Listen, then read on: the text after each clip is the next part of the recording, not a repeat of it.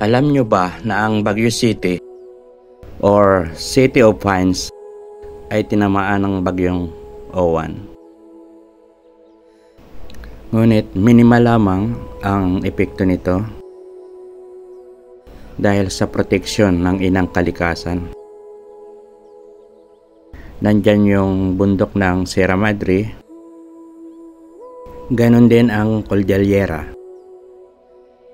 Ito ang nagsisilbing panangga para pahinain ang lakas ng hangin.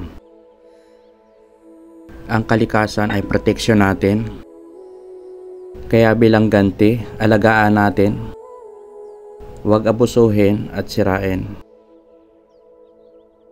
Ito ay magandang biyaya sa atin ng may kapal,